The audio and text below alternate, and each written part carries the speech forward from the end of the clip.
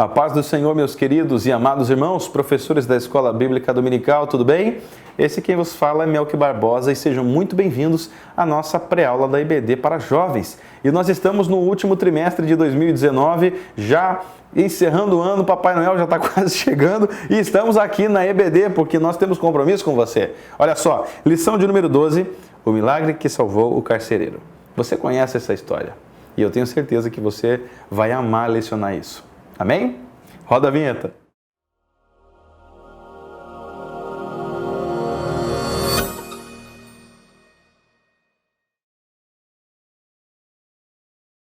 Meus queridos e amados irmãos, estamos finalizando quase esse trimestre, lição 12, penúltima lição. E sabe que dia que você vai lecionar? Preste atenção, vai ser no dia 22 de dezembro. Meus amigos, vai ser um domingo antes do Natal e é sua responsabilidade falar a respeito das obras do Espírito Santo através da vida dos apóstolos, que é o que nós estamos estudando. Lição de número 12, o milagre que salvou o carcereiro. Olha só, texto do dia diz o seguinte: e eles disseram, crê no Senhor Jesus Cristo e serás salvo tu e a tua casa. O famoso Atos capítulo 16 e versículo 31. A síntese nos diz, diante da conduta de Paulo e Silas e do que havia acontecido no cárcere, o carcereiro foi salvo com toda a sua casa. Cada milagre, eu gosto de falar isso, cada milagre que o Espírito Santo opera na nossa vida tem um objetivo muito maior do que simplesmente aconteceu sobrenatural. Tem um objetivo muito maior apenas do que resolver situações, problemas e condutas. Não. O objetivo é fazer com que venhamos entender o cuidado de Deus. Deus sempre buscou um relacionamento com o homem. E a partir do momento que Jesus é assunto aos céus, ele diz, eu vou deixar outro aqui, eu vou trazer o Consolador para que vocês não se sintam órfãos. Esperem em Jerusalém até que do alto sejais revestidos. Então, quando aquelas 120 pessoas recebem a presença do Espírito Santo, o Espírito Santo não é simplesmente um agente de milagres, não. Ele é o terceiro ser da Trindade Divina e, acima de tudo, ele é Deus. Então, quando nós vemos o Espírito Santo ao nosso lado, por que eu estou falando isso? Para você entender o porquê das obras do Espírito Santo. Por que ele faz o que faz? Porque ele quer criar um vínculo de relacionamento com o homem. Deus quer se relacionar com o homem e nós vamos entender isso nessa lição através da vida de um carcereiro que queria se matar porque sabia que ia ser penalizado pelo que aconteceu naquela prisão, que é uma história muito famosa ali de Atos dos Apóstolos. E você vai entender que o objetivo de tudo aquilo acontecer, de todo aquele sofrimento, era para que o carcereiro e toda a sua família fossem salvos. Amém? Vamos lá. Objetivos: compreender como se deu o início das missões na Europa. Olha que interessante. Segundo, analisar a postura de Paulo e Silas na prisão diante das dificuldades. Gente, tem muitas pessoas que cantam, que adoram, né? Que, meu Deus, a gente louva muito, tem muito hino que a gente canta, tem muita pregação que a gente ouve, mensagens, estudos, falando a respeito do louvor em meio ao sofrimento. À meia-noite se ouviu um terremoto, sentiu um terremoto, enfim, aconteceu o sobrenatural. A gente diz que canta no tronco, adorando ao Senhor, mas, gente, na prática isso é muito diferente. É muito difícil. E eu não estou dizendo que você não faz. Não estou dizendo que na dificuldade você não vai glorificar. Mas vamos entender o porquê que as coisas aconteceram aqui. Vamos entender essa história, analisar a postura de Paulo e Silas na prisão. Por que eles fizeram o que fizeram? O que eles tinham em mente? É isso que nós vamos ver. Terceiro, evidenciar a conversão do carcereiro de toda a sua casa. É o que nós tínhamos mencionado anteriormente. Quantas vezes planejamos algo, traçamos um caminho a seguir e de repente Deus muda tudo e nos leva para outra direção. Você já se deixou ser guiado pelo Espírito Santo? Você estava com um plano para ir para o norte. Aí Deus diz assim, não, eu quero você para ir para o sul. Ou você diz, eu vou para o leste. Daí Jesus diz, não, eu quero que você vá para o oeste. É a mesma coisa. Devemos estar ligados com o Espírito Santo e ouvir a sua voz para que venhamos poder estar no caminho certo. Nem sempre aquilo que a gente planeja é aquilo que Deus tem no seu plano máximo, certo? Então, qual é a orientação pedagógica para você? Como a aula de hoje vai discorrer a respeito de como o Evangelho começou na Europa, que tal ouvir alguns relatos dos seus alunos de como o Evangelho alcançou a família deles? Olha que lindo, na última aula, você fez a dinâmica de testemunhos, você contou testemunhos de missionários que tiveram dificuldades. Nessa lição, você vai ouvir testemunhos de como que as famílias dos teus alunos, dos jovens, aceitaram a Jesus, conheceram a Jesus. Quem sabe dali saem grandes e maravilhosas pérolas, tesouros de histórias que você pode guardar para o resto da sua vida. E eu acho isso muito legal, porque quando compartilhamos o que Jesus fez na nossa vida, nos sentimos gratos e edificamos as outras pessoas. Amém? Texto bíblico corrido, você sabe, história Atos, capítulo 16, versículo 16 ao 28, a história de Paulo e Silas na prisão, ali na cidade de Filipe, e também a conversão do carcereiro, ok? Primeiro tópico, o começo da missão na Europa, mudança de planos. Você sabia que o plano de Paulo era ir para a Ásia, ele queria ir para a Ásia e expandir para aquela região. Mas aí ele tem um sonho, ele vê um homem macedônico dizendo assim, passa a Macedônia e vem para cá, vem para cá. E aí ele conclui que Deus estava chamando ele para outra região. Aí ao invés de ir para a Ásia, ele vai para Filipos, que fica na Europa, ok? Como é bom ser sensível ao Espírito Santo de Deus e seguir as suas orientações. Você é sensível à voz do Espírito Santo? É possível dentro de você, depois de um rígido planejamento, voltar atrás porque Deus está mandando você voltar? Lembre-se de que existe Paulo, que mudou a rota, e existe também Jonas, que não queria ir para Nínive e acabou fugindo. Bem no fim, ele foi para Nínive de qualquer jeito, pela dor ou pelo amor ele foi, ok? Segundo tópico aqui, ó, a conversão de Lídia. Quem era Lídia? Era uma mulher que ficava na cidade de Filipos e ela tinha um certo dom que muitos ali ganhavam dinheiro com o dom dela, que era o dom de adivinhação.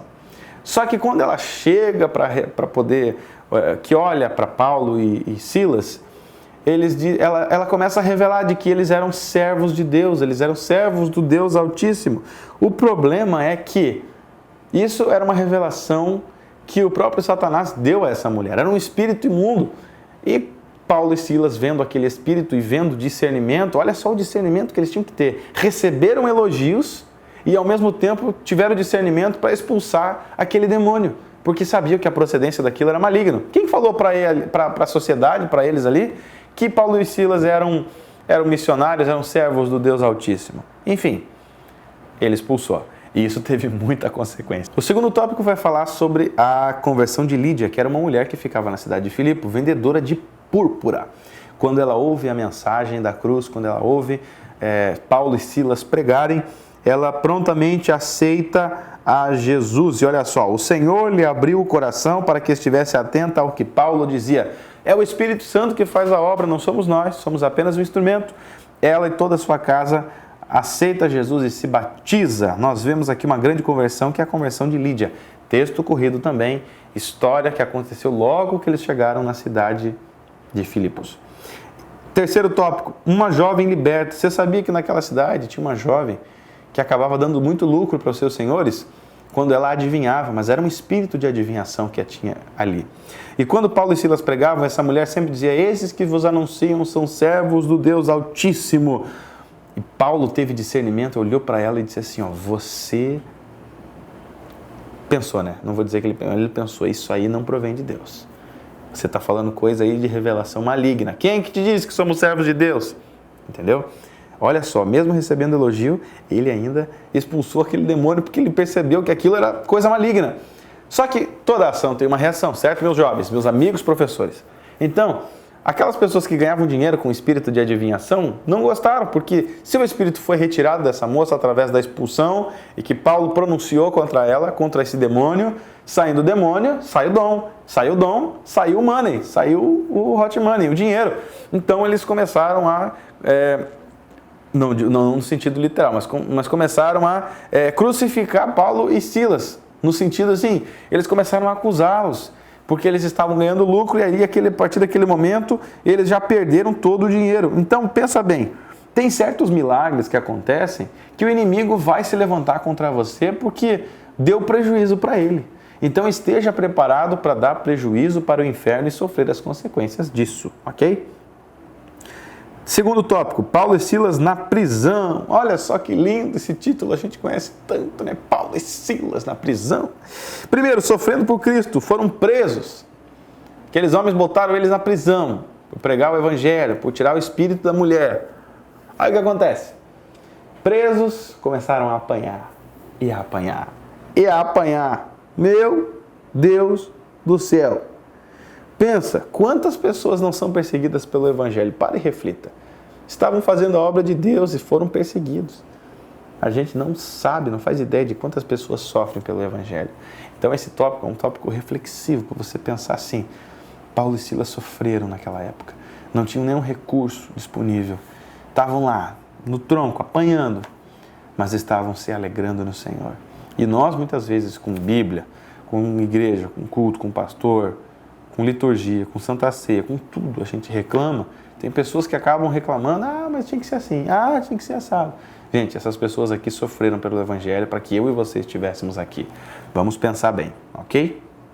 Olha só, segundo tópico, e o terceiro estão interligados porque são uma história corrida. Então, alegrando-se em Cristo mesmo em meia tribulação. Embora presos, sofrendo por Cristo, Paulo e Silas por volta da meia-noite oravam e cantavam louvores a Deus. Não sei que hino que eles estavam cantando, tenho certeza que não era nem um hino desses que nós conhecemos, né? Mas eram louvores, a gente não sabe que hino que eles cantavam. Mas o terceiro tópico diz que experimentaram o sobrenatural de Cristo e à meia-noite aquela prisão, olha, foi abaixo. Aquela prisão começou a tremer, os cárceres se abriram, tudo se abriu e aí o que acontece?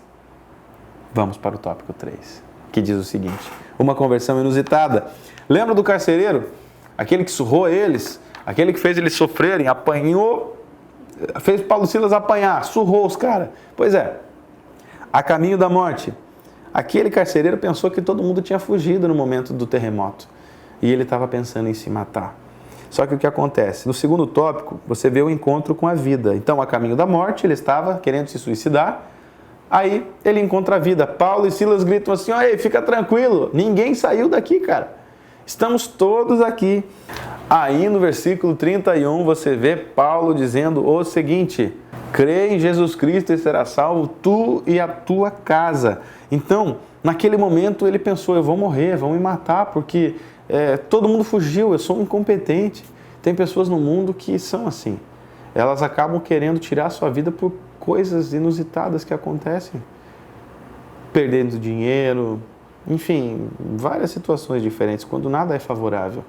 A sociedade em que nós vivemos, escute bem isso, é uma sociedade que presenteia muito os vencedores, mas que achata quem fracassa. Já parou para pensar nisso? Aquele que passa no vestibular é ovacionado. Aquele que não passa, muitas vezes é desanimado e desiste dos seus sonhos. Aquele que consegue o emprego dos sonhos é vencedor. Aquele que não consegue o emprego dos sonhos é um perdedor.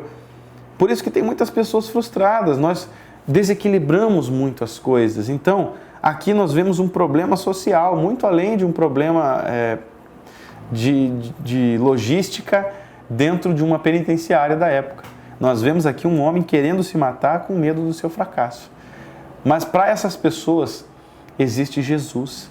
É crer no Senhor Jesus. E a revelação que Paulo recebeu de que aquela família, não apenas aquele homem, precisava de salvação. Aí ele diz o seguinte, crê em Cristo Jesus e será salvo tu e a tua casa. E aí no terceiro tópico, nós vemos ali que uma família foi salva. Eles creram no Senhor Jesus, naquele momento ele se converteu.